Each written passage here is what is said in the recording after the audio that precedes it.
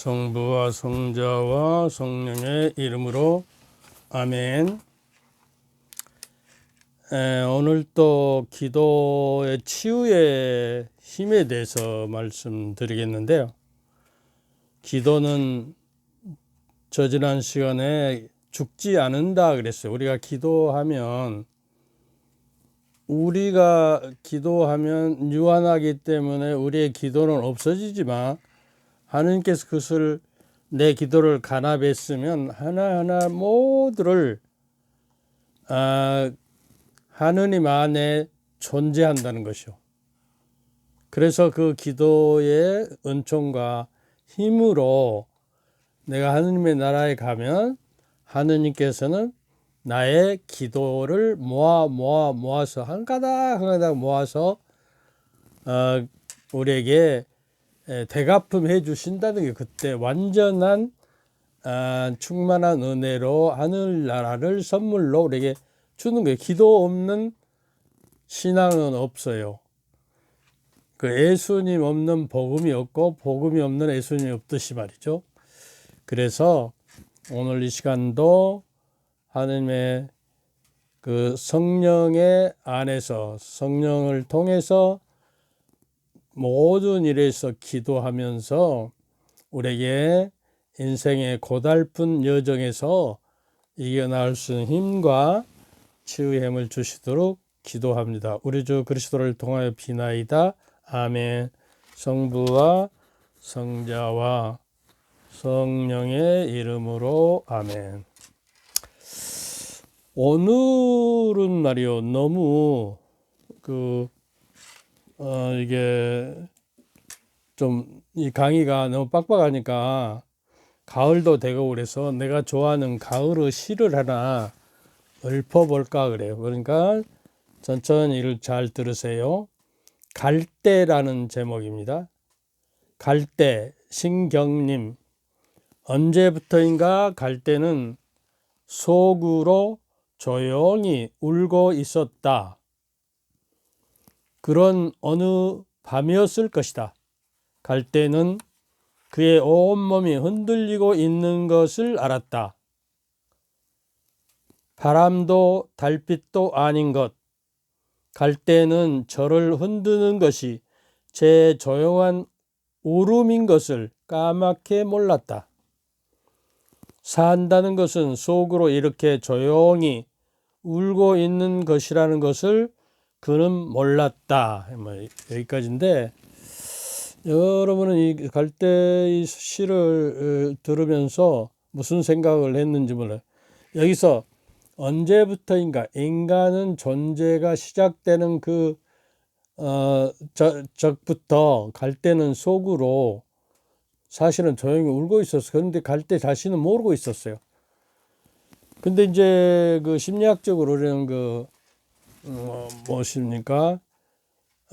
그 어른 아기가 우리 안에 살고 있다고 그래요. 어린 아이가 어려서 엄마나 주위로부터 상처를 받는 거는 죽을 때까지 없어지지 않고 나는 의식적으로 잃어버렸는데 내 무의식 쪽에는 그거에 담겨 있어서 나중에 성인이 돼도 그 상처들이 문제를 일으켜서 문제아가 된다고 그래요. 그러니까 우리가 어린애는 충분한 배려와 사랑을 받고 자라야 해요. 근데 오늘날 어린이들은 많은 학대를 당한 것 같습니다.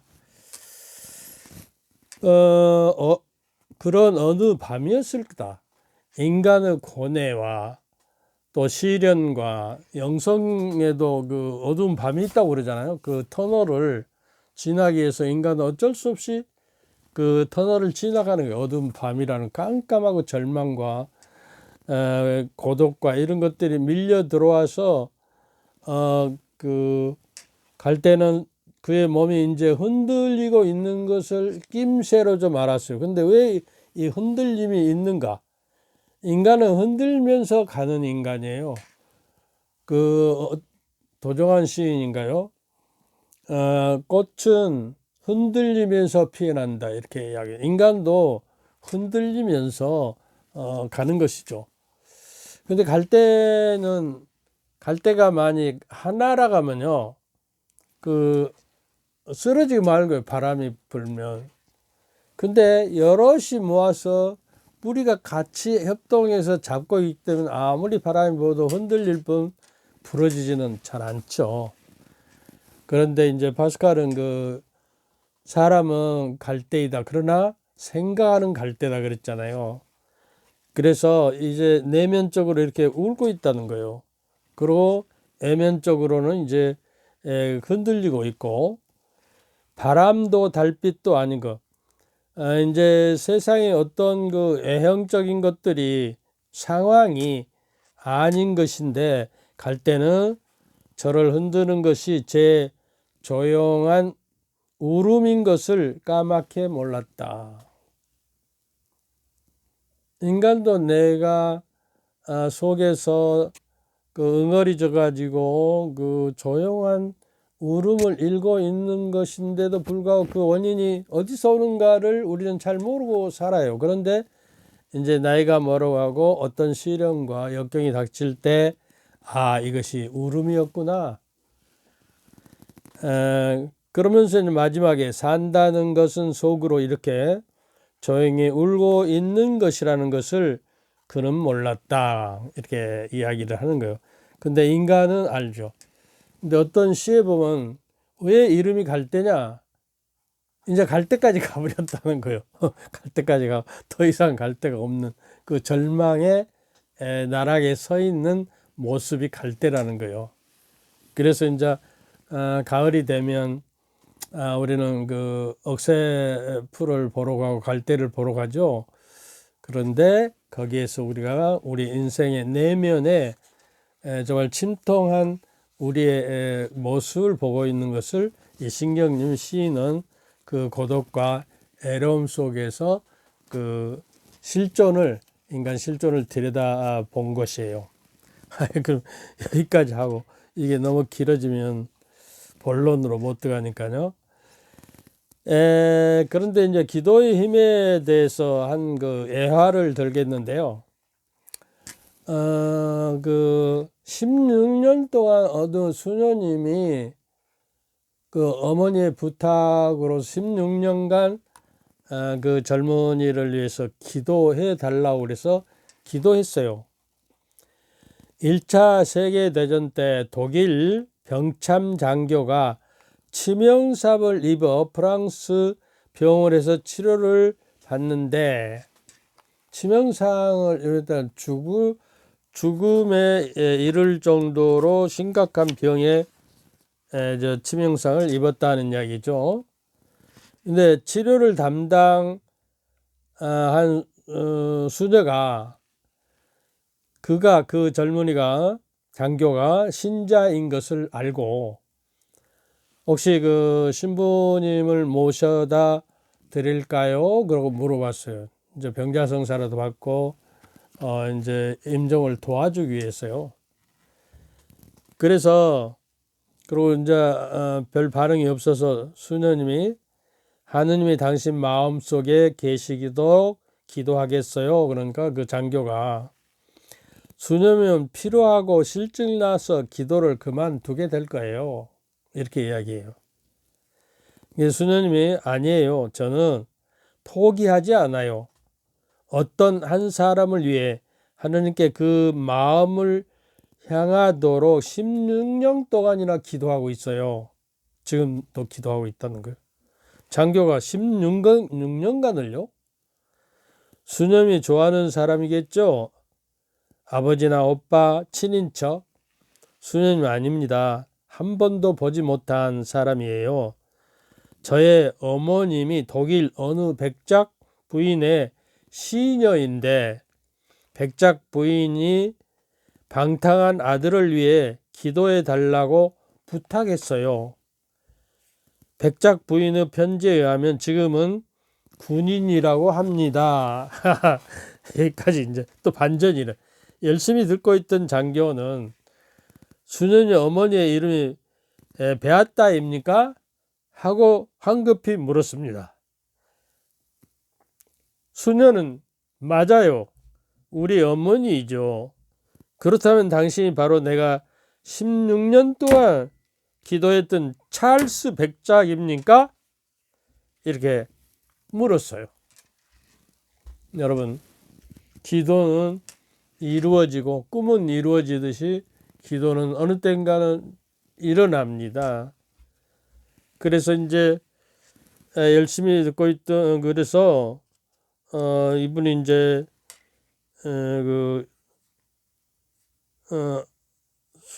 그래서 이제 장교가 회개를 하고 병자상서 받고 이제 고요히 이제 잠들었습니다. 정말로 우리는 누구를 위해서 이렇게 오랫동안 모니카 성녀가 자기 아들 아우스틴이 저게 빠져서 만이교에 빠져서 방탕 생활을 할 때 뭐 17년간인가 이렇게 기도했던 아들의 해결을 위해서. 그리고 이제 아우스틴 성인이 이제 얘기하고 암브로시오 성인에게 이제 그 세례를 받고 난 뒤로 또 어머니가 돌아가셨어요. 그러니까요, 제 생각에는 이렇게 꾸준하게 기도해요. 자기 어린아이가 어머니 뱃속에 들어있을 때부터 기도해 줘야 해요. 이 어린아이가 남자애라면 하느님 당신께서 받은 이 선물인 귀중한 생명인 하나밖에 없는 생명이 하나님의 뜻대로 잘 자라서 커서 짝을 이룰 만날 때 정말로 하나님을 알고 섬기는 사람과 만날 뿐만 아니라 정말로 잘 맞고 일생을 사랑 안에서 꽃피어나고 가정을 평화의 가정으로 인도할 그럴 그 규슈라고 그래요. 처녀를 하나 맞춰주시오. 그러고 적어도 그 결혼 전까지 계속 기도해야 해요. 그런데 이제 뭐 벼락치기로 기도하죠. 이제 정년기가 좀 가까우면 그때서 이제 부랴부랴 기도해서는 안 돼. 이렇게 16년간을 위해서 한 번도 보지 못한 사람 어머니의 부탁으로 이렇게 기도해서 이 장교가 방탕 생활에서 회개하고 정말 죽을 수 있는 잠들 수 있는 한 영혼을 구한 것이죠.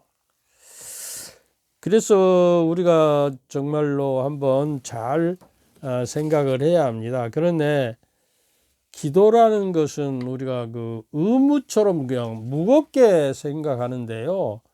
기도야말로 지난번에 이야기했죠. 선물이고 하나님께서 우리 인간에게 주어진 특권이다 말이죠.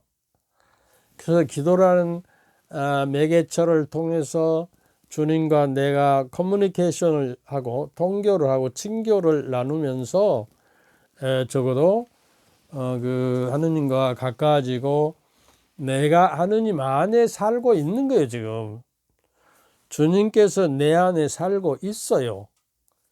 그 고린토후서에 보면요, 요한복음 14장 23절인가 보면 너희가 나를 사랑하면 내 말씀을 지킬 것이다. 그러면 하느님께서 너희를 사랑할 것이고 우리가 함께 가서 너희 안에 너와 함께 살겠다 그러거든요. 그러니까요, 우리 천주교 신자들 그 말씀이 하느님의 말씀이 내 안에 살아서 그 에너지화 돼 있지 않아요. 하느님 말씀 매일매일 읽고 좋은 말씀을 내 안에 새겨서 그 말씀이 풍요한 생명력으로 나의 인생의 빛으로 그 하느님 말씀은 내 발의 등불이옵니다. 내 길을 가는 등불이옵니다. 이렇게 이야기하거든요. 그래서 저는 뭐 한 가지 자랑이라면 성서 구절을 매일 외울 수 있도록 포스트잇이라고 이렇게 붙인 거 있잖아요. 내 방에 언제 한번 구경하시면요, 다닥다닥 붙어 있어요. 그리고 외운 거는 이제 차로차로 책에다가 이렇게 정리를 하고 심지어 화장실 앞에도 붙여 있어요. 그래서 하느님의 말씀 안에 머무르고 주님 안에 머무러 살면 너희들이 청하는 무엇이든지 들어주시겠다고 하는 거예요. 그러니까 우리가 맨입으로 기도한 게 안 되는 거예요. 하나님의 말씀이 내 안에 채워져서 그 말씀이 성령의 감도로 되어 있기 때문에 내 안에서 작동하고 나를 당신의 뜻대로 하는 말씀대로 이루어지도록 성령이 인도해 주시거든요. 그래야 내가 기도를 할 때 그 기도가 하느님께 그 전달되는 그 에너지가 되고, 전기가 없으면 전류가 흐르지 않으면 통화가 되지 않잖아요. 우리가 성령의 감도하신 말씀이 내 안에 충전돼 있으면 바로 그 전류가 흘러서 하느님의 영인 영과 내 영이 이렇게 전화를 하듯이 만나서 대화를 할 수 있는 가능성이 있다는 것을 생각을 해야 하겠습니다. 그래서 기도는 의무에서 억지로 할 것이 아니라 자유로운 마음으로 시간을 내서 해야 해요. 다음에 이제 그 시간의 의미에 대해서도 한번 이야기, 카이로스와 크로노스라고 하는 그리스 말로 틀린데요. 시간도 우리 인생이 시간이잖아요. 시간이 없어지면 나에게 인생도 끝나는 거 아니에요? 시간은 하느님께서 주신 선물이고 그 시간은 하느님을 만나는 자리예요. 그러니까 반드시 하루를 살면서 하느님께 그 시간을 내어드리는 기도를 딱 정해놓고 다른 약속은 그 시간에는 하지 말도록, 적어도 우리가 아침 저녁 기도는 하고 삼종 기도도 하고 자기가 좋아하는 화살 기도를 하루에면 몇 번씩이나 이렇게 할 수 있는 것을 가질 때 기도의 힘이 에너지화 돼서 하느님께 동달되어 가지고 그것이 하느님 안에 머무르게 된다는 거예요. 여기까지 하고, 그래서 꾸준하게 16년 동안 또 18년 17년 동안 모니카 성녀가 아들을 위해서 기도하듯이 그렇게 기도하십시다. 이게 항구성이 있어요. 주님께서 저희와 함께 또한 사제들의 영과 함께 전능하신 전주 성부와 성자와 성령께서는 여러분과 여러분 가족 모두에게 축복을 내리시어 길이 머물게 하소서. 아멘. 감사합니다.